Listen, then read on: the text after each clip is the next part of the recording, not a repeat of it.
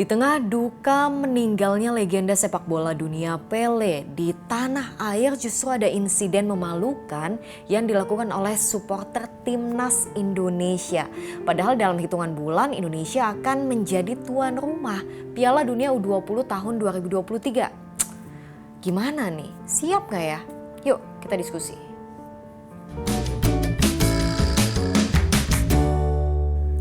Dunia sepak bola kini hanya bisa mengenang sosok Pele. Meninggal dunia di usia 82 tahun, namanya harum sebagai legend dengan berbagai prestasi yang belum bisa tertandingi.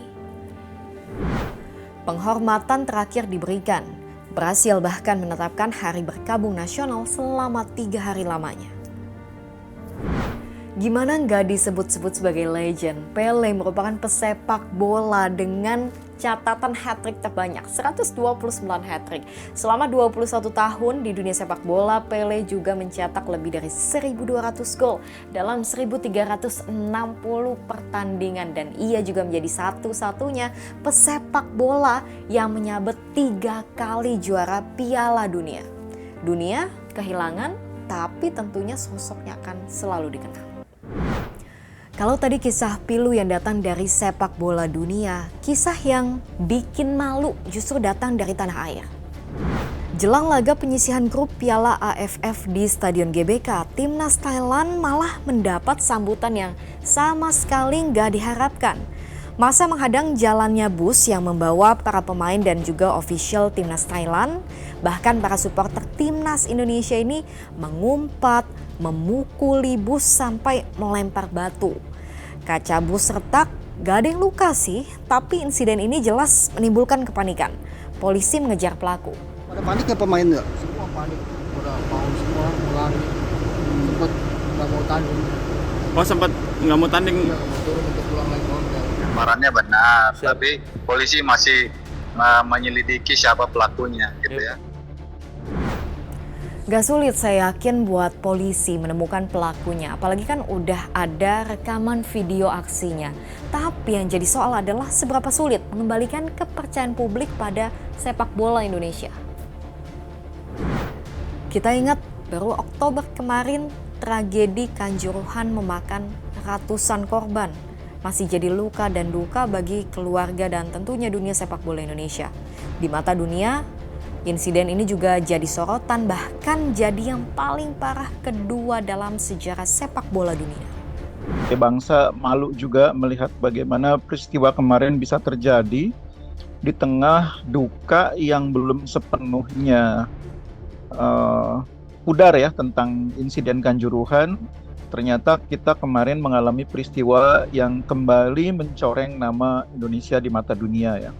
Meskipun peristiwanya mungkin tidak memakan korban gitu ya, artinya hanya menyebabkan sejumlah bagian bus mengalami kerusakan, kaca pecah dan sebagainya, tapi bukan itu mungkin masalahnya.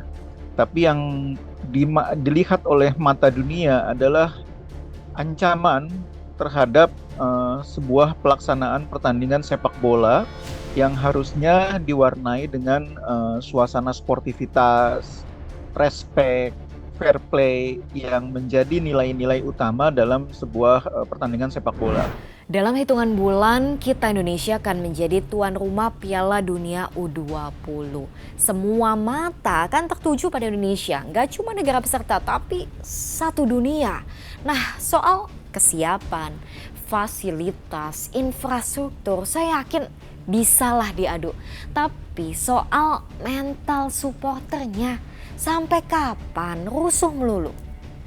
Itu tidak akan dewasa dengan sendirinya. Tidak akan dewasa dengan sendirinya. Ada proses. Jangankan di Indonesia, di Inggris pun supporter itu bisa menjadi sebaik seperti sekarang, itu melalui proses.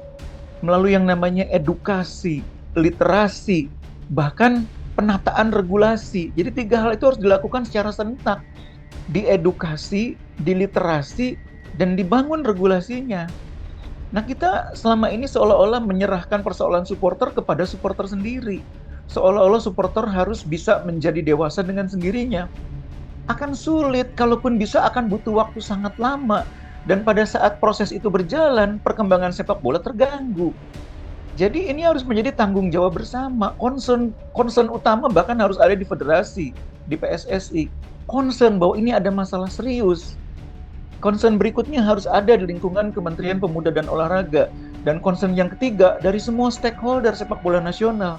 Jadi supporter, jadilah supporter yang mampu mendorong timnya berprestasi tanpa mengganggu tim lain.